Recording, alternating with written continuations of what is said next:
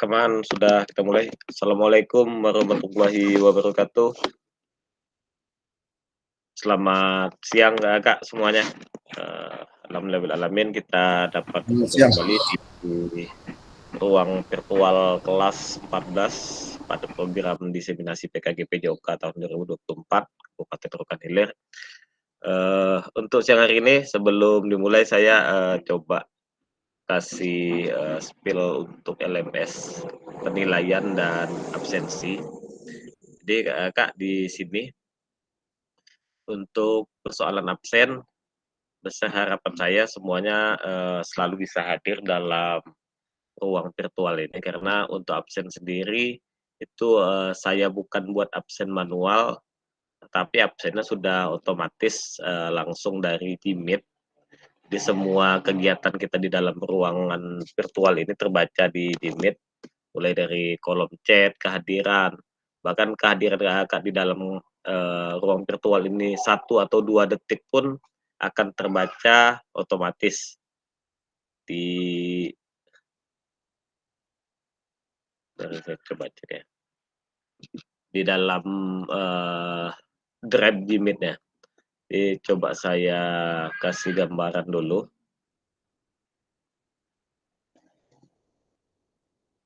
Saya coba kasih gambaran bentuk file kehadirannya.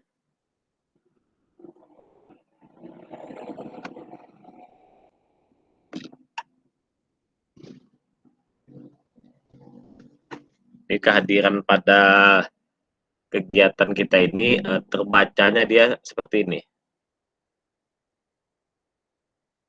Ini waktu awal kemarin, ini bahkan kemarin ada Kak Ripin pakai punya Pak Roni, dia terbaca nih. Walaupun Pak Ripin cuma cek aja posisinya, dia walaupun 8 detik dia terbaca. Jadi durasi masuknya 8 detik. Di sini rata-rata durasi waktu dia terbacanya saya 2 jam. Ini ada masuk nggak tahu saya nih, fasilitator 204 ini 59 menit. Kak Sigit 1 jam 39 menit, walaupun dia terlempar dan masuk kembali. Ini Kak Ripin ganti akun masuk dia di sini posisinya 26 menit. Itu semua terbaca. Kak Iqbal kemarin masuknya di sini posisinya 18 menit. Semua terbaca. Jadi harapan saya kita bisa hadir sama-sama di ruangan virtual ini karena untuk absensi itu paling maksimal 3 kali untuk tidak hadir di kegiatan ini. Kalau lebih dari 3 kali untuk persentase kelulusan akan jadi lebih kecil. Makanya harapan saya semuanya bisa hadir, kita sama-sama berdiskusi, berbagi pengalaman di ruangan ini. Karena kalau absensi, saya tidak bisa bantu apapun. Karena dia sudah terekam otomatis, terekam langsung sekalian ini email kakak-kakak langsung masuk juga. Jadi harapan saya untuk pertemuan kita sampai ke berakhirnya kegiatan ini semuanya bisa hadir bersama-sama. Karena kalau ada yang tidak hadir dan ingin masuk kembali, kita akan melakukan tatap maya ulang dan itu memakan waktu ketika harus mencari waktu lain di luar jadwal, kita harus kembali melakukan tatap maya ulang untuk kegiatan ini. Ini yang pertama. Yang kedua, coba saya satu lagi di yang kedua.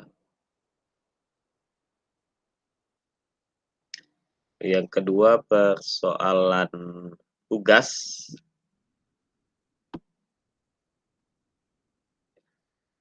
Jadi tugas sekali lagi saya minta harapan saya kepada Kakak segera diselesaikan tugas-tugas yang belum, karena ini statusnya sudah merah. Punya Kak Denny sudah 1.1D2, 1.2D sudah, yang 1.2 dan 1.3 belum, sampai ke 1.4. Nah, kita hari ini sudah di 1.5. Kak Dedi di 1.2 dan 1.3, yang awal 1.1 dan 1.2 belum. Kakak-kakak yang lain masih kosong, di atas ada Kak Suwardi di 1.2 dan 1.3. Yang lain masih kosong. Terus di bawah ada siapa ya? Baru itu untuk tugas. Kak, jadi ini tugas refleksi, terus ada kayak buat PPT. Ini kata-kata refleksi 1, 2, 3, 4 refleksi. Satu ini yang lakukan, sisanya hanya tugas refleksi.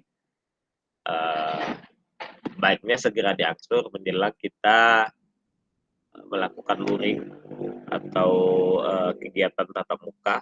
Jadi tidak ada beban atau tugas yang harus diselesaikan banyak. Untuk menyelesaikan tugas pasti memakan waktu, semakin kita tumpuk, semakin banyak waktu yang harus kita sediakan untuk menyelesaikan tugas. Ini yang tugas. Kalau yang di kuesioner sepertinya rata-rata sudah setengah lah yang mengisi. Saya cek. Kuesioner awal.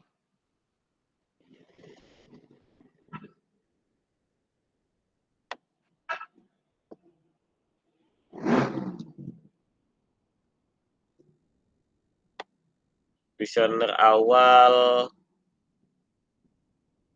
Kak Agung belum, Kak Arifin belum. Sisanya Kak Ferdi juga bisa sudah. Untuk kuesioner awalnya. Kak Agung, Kak Ferdi dan Kak Arifin yang belum. 1, 2, 3, 4, 5, 6, 7, 8. Satu lagi izin Kak Iqbal. Kak Iqbal, ini untuk kuesioner yang pertama kenapa waktunya masih jalan atau belum ditutup tab di handphone? Karena waktunya masih jalan nih. 2 hari berapa nih?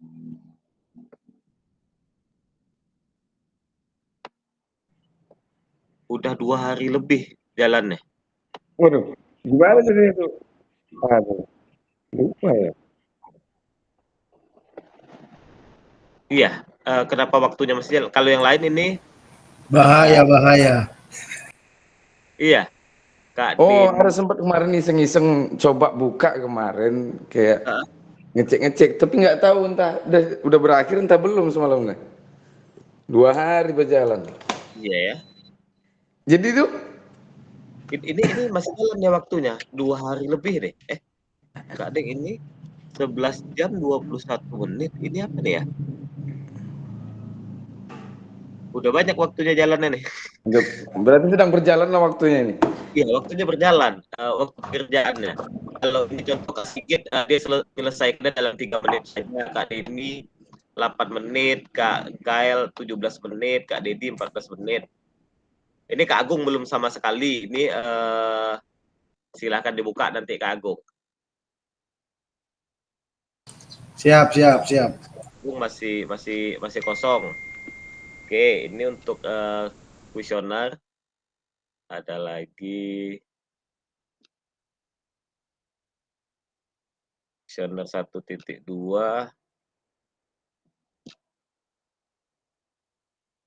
Kuesioner 1.2 baru Kak Dedi dan Kak Asrul yang menyelesaikannya.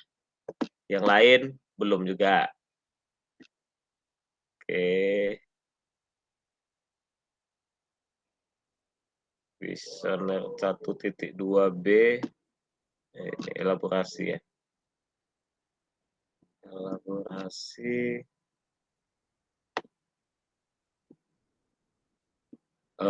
Yang belum Kak Jumiati, Kak Ferdi, Kak Iqbal, Kak Agung dan Kak Ripit. Kalau yang di sini malah Kak Asrul nih. Kak Asrul masih berjalan waktunya. Kenapa ya?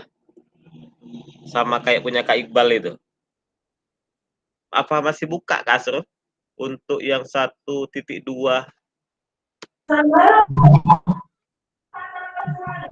Ini waktunya juga nih. Sudah 1 jam lebih. belum berarti pas buka kakak kerjain ya. Gimana Kak? Ini Kak selesai kerjain berarti tidak kakak save kemarin ini kayaknya. Jadi dia buka tabnya. Iya mungkin ya. Iya Karena Kak. di yang lain ini selesainya hanya dalam 39 menit. Iya kemarin dibuka, habis itu nggak ketiduran itu Kak. Jadi langsung paginya langsung matikan laptop Kak. Nggak kurang tahu juga. Iya, karena ini masih berjalan nih, nggak ke-save nih. Oh iya iya iya Kak. Gael kemarin gimana nih Kak? Ini selesai 6 hari. Dia apa juga? Oke. 6 hari juga itu. Iya, punya Kak Gael gitu. Iya Kak. Terlambat save-nya juga kemarin nih Kak, status saya. Apa tuh Kak? Kuis yang 1.2. Iya. Oh iya ya. Memang udah dikerjain juga ya kan? Udah dikerjain Kak. Cuman Oke. Ini terlambat nge-save-nya Kak Gael kemarin ya, statusnya. mungkin iya Kak. Iya, oke. Tapi udah ter-save kok di sini. Ini udah habis challenge ini-nya. Punya Kak Asrul nanti di-save aja Kak. Kalau sudah selesai. Oke Kak, siap Kak, siap Kak.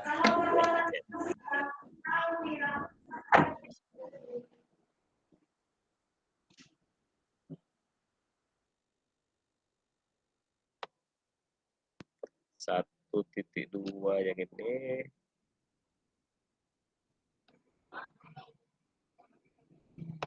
Yang ini baru Kak Sigit yang ngerjain nih, tapi terlampau. Ada yang sebelumnya nggak dikerjain, ini dikerjain dalam 2 menit. Ini berapa soal ya? Iya Kak Sigit baru selesai ngerjain Kak Sigit. Kemarin itu Pak, lama juga kerjanya itu. Iya ya, ini ya. Baru Kak Sigit ngerjain, 100% kok jawabannya oke. Bagaimana cara Bapak Ibu melakukan proses pembelajaran PJOK ini? Baru Kak Sigit sendiri nih yang 1.2 B1. Yang sebelumnya terlewat tuh Kak Sigit, yang sebelumnya ada juga di 1.2 nih, 1.2 B Kak Sigit. Tapi di situ checklist Pak punya saya Pak. Kayak mana itu? Ini buka lagi aja, kerjakan lagi aja statusnya. Oh, soalnya yang disilang-silang itu kan saya kerjakan kan, yang saya pikir yang udah dicek. Dibuka aja. Nanti terlihat di sini yang lain kayaknya ini 1.3 belum ada satupun. Iya Pak, ya Pak. Oke ya Kak, jadi supaya bisa dikerjakan ada beberapa kuis juga terkait pertanyaan Kak Arifin di kolom chat. Saya akan bantu itu Kakak, tapi ya tidak di grup kita yang sekarang. Kan grup kita sekarang kan ada adminnya. Sebenarnya ini nggak bisa direkam sih. Tapi akan saya bantu untuk terkait tugas-tugas bisa kita kondisikan. Yang penting Kakak selesaikan menjelang kegiatan luring. Yang paling penting adalah Kakak membuat video yang saya maksud kemarin-kemarin. Tugas video yang 30 menit tanpa editan, tanpa dijeda videonya, itu harus diselesaikan sebelum kegiatan luring. Itu saja dulu fokusnya.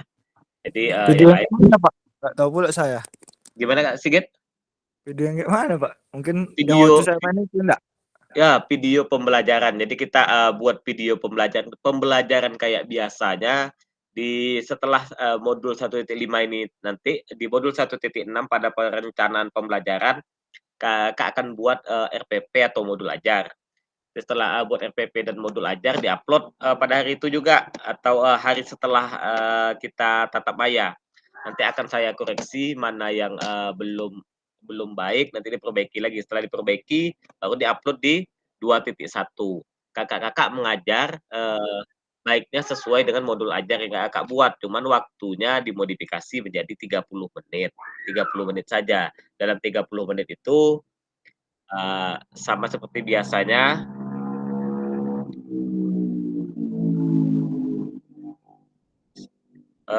tunggu bentar ya. Jadi untuk video, untuk kegiatan 2.1 untuk pembelajaran efektif itu 30 menit tanpa potongan, tanpa dipotong dan tanpa diedit. Kalau untuk aksi nyata, kakak-kakak yang sudah piloting 1, 2 ataupun sudah 3 yang sudah membuat video UKIN bisa, tapi di aksi nyata setelah kegiatan luring nanti. Kalau yang belum buat video harus buat video kembali. Sedangkan yang di 2.1 ini pada kegiatan pembelajaran efektif itu video tidak diedit, nggak ada potongan. Jadi videonya 30 menit utuh, mulai dari pembukaan, persepsi, absensi, atau menyanyikan lagu Indonesia Raya, penjelasan materi pembelajaran, tujuan materi pembelajaran, tiba kegiatan inti sampai ke kegiatan penutup. Kalau untuk video lewat Google Kak.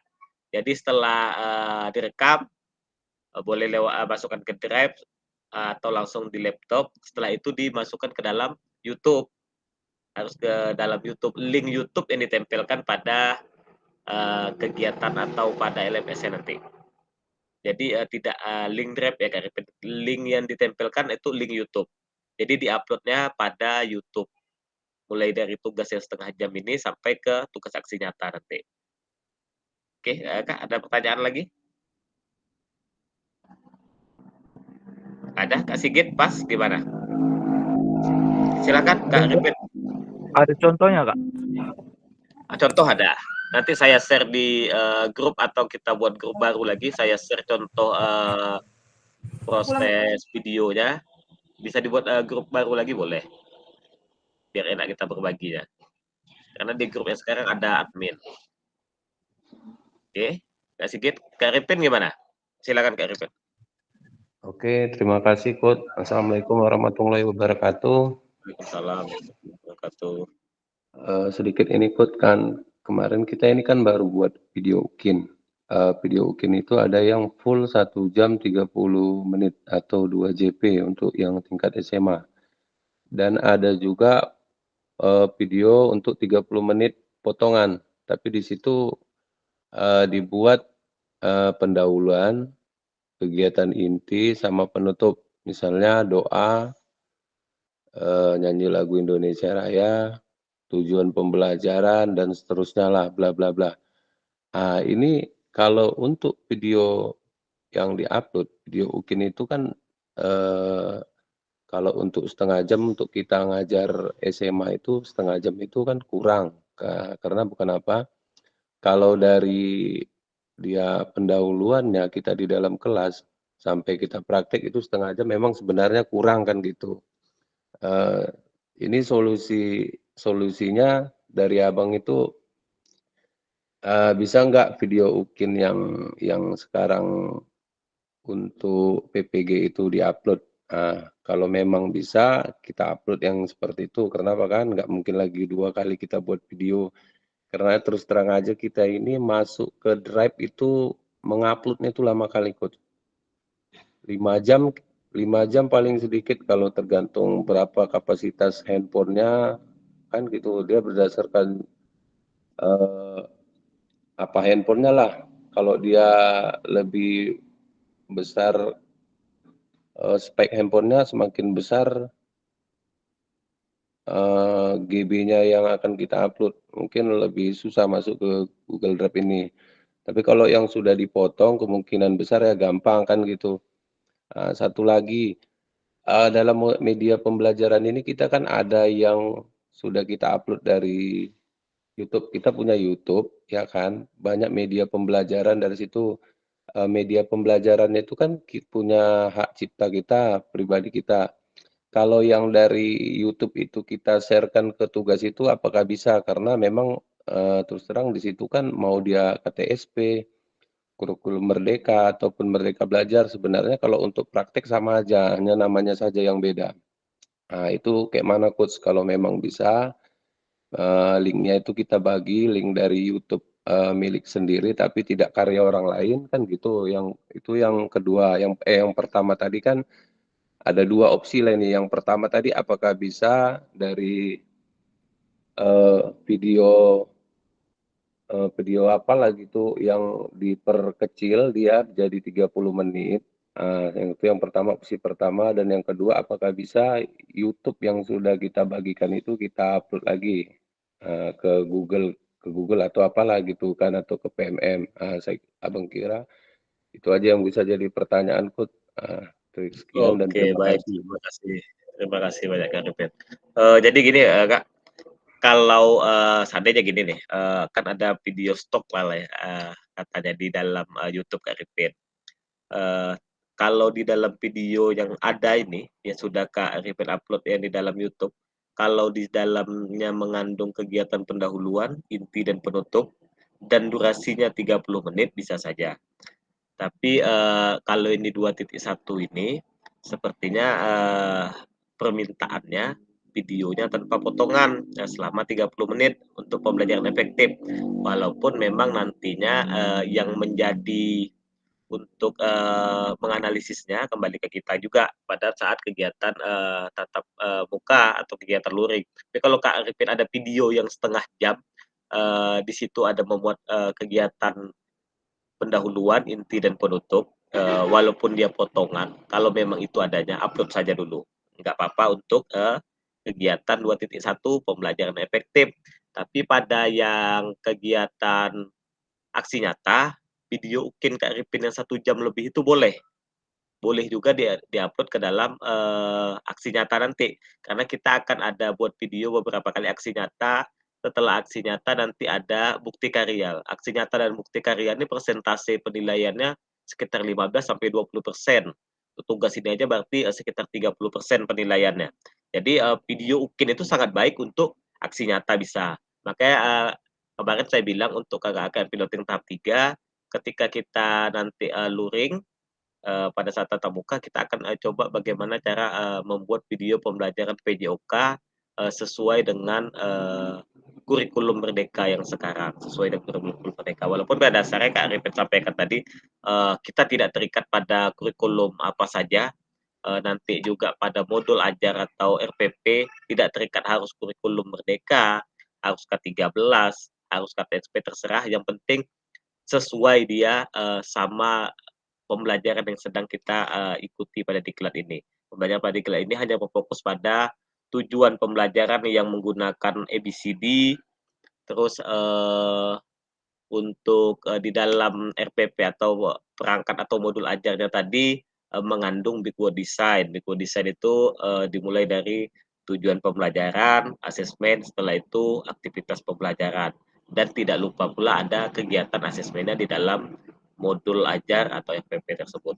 Jadi, yang Kak Arifin stok, video Kak Arifin sekarang bisa digunakan pada aksi nyata, yang setengah jam Kak Arifin punya tadi juga bisa digunakan untuk kegiatan atau modul 2.1 pembelajaran efektif. Boleh Kak Arifin, nggak apa-apa.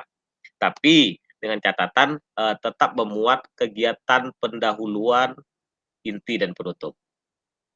Oke, gimana Kak Arifin?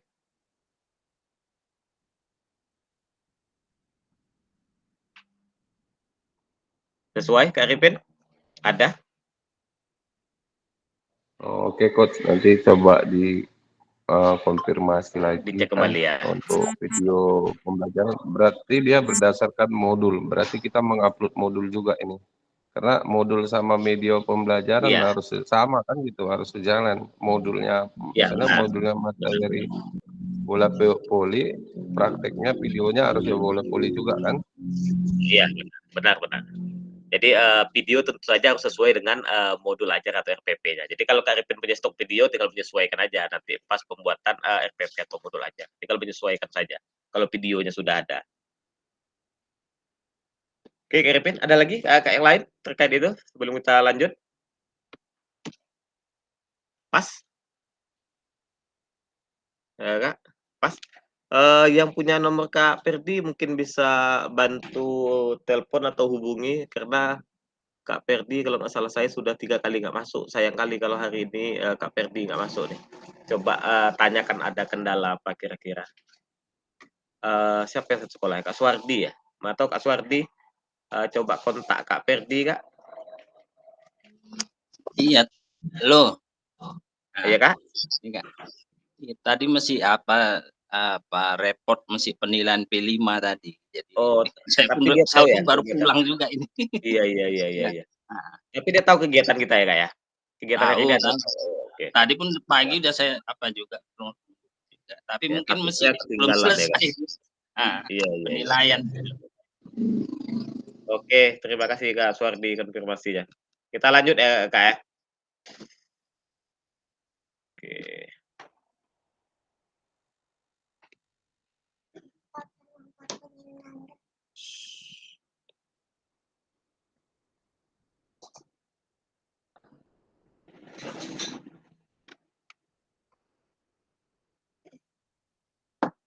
Tapi langsung dipotong gini aja. Sama kulit.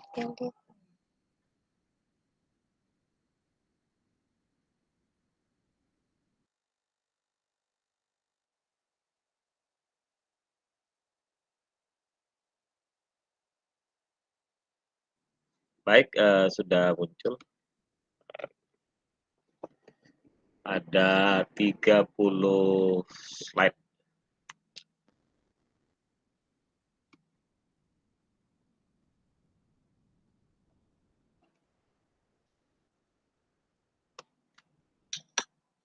Salam dan bahagia. Assalamualaikum warahmatullahi wabarakatuh. Salam damai sejahtera, Om Swastiastu, Namo Buddhaya, salam kebajikan, rahayu kita di ruangan virtual ini.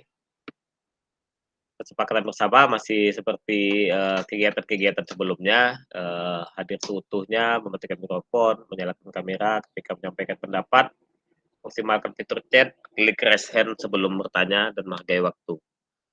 Selanjutnya, untuk tujuan sesi kita hari ini, pertama, serta dapat memahami 3 karakteristik utama kurikulum merdeka serta keterkaitannya dengan prinsip pemikiran Ki Hajar Dewantara.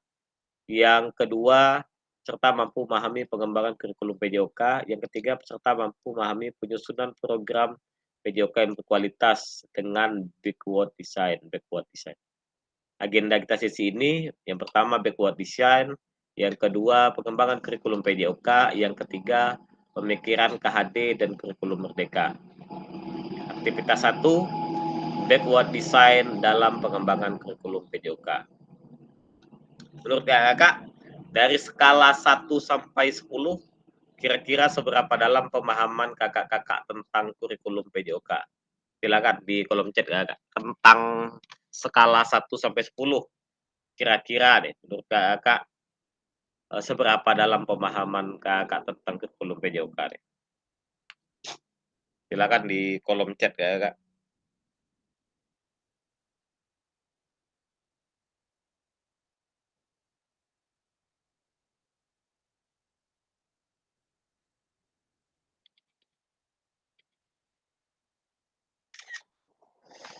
Silakan. Ada siapa di kolom chat? Belum? Rentang 1 sampai 10,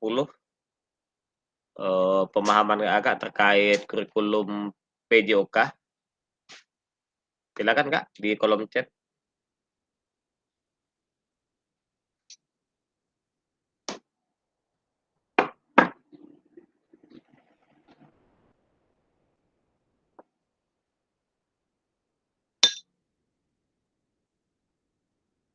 Belum ada yang di kolom chat.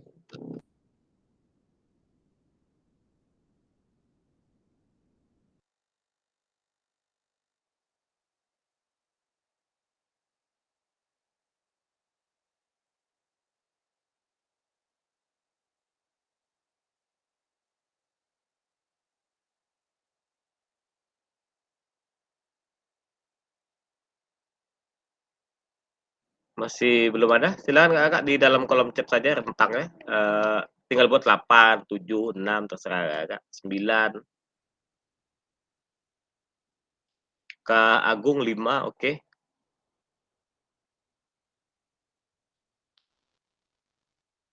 Nah, dimulai dari Kak Agung. Menurut Kak Agung, pemahaman Kak Agung tentang kurikulum PJOK masih 5 nih. Kak Suwardi 6.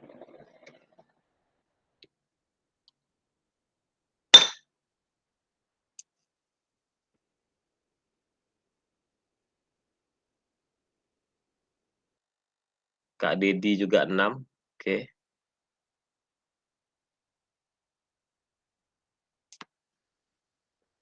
Siapa lagi? Soal proses, Kak Agung, apa nih kendalanya menurut Kak Agung? Jadi menurut Kak Agung, kalau sekarang nih Mas, pemahaman Kak Agung menurut Kak Agung masih 5 tentang kurikulum PJOK. Kendalanya di mana Kak Agung? Ada Kak Gael yang 7, oke. Kak Agung gimana Kak Agung?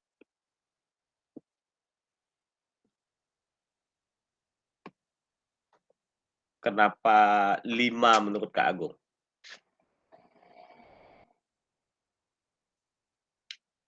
Silakan Kak Agung.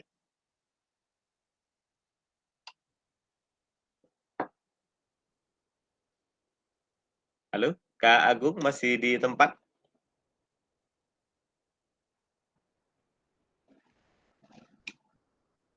Tahu ada siapa nih? Ada Kak Gael yang 7. Ini. Gimana Kak Gael? Yang sepemahaman Kak Gael tentang kurikulum PJOK Kak Gael? Izin Pak Dep, masih ada rapat nih Pak Dep. Oke.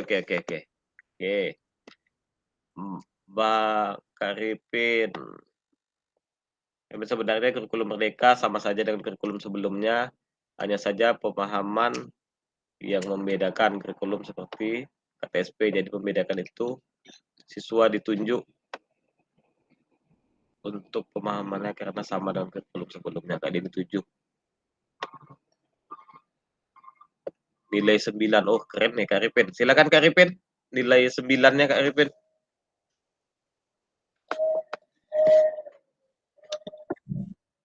Silakan Kak Ripin.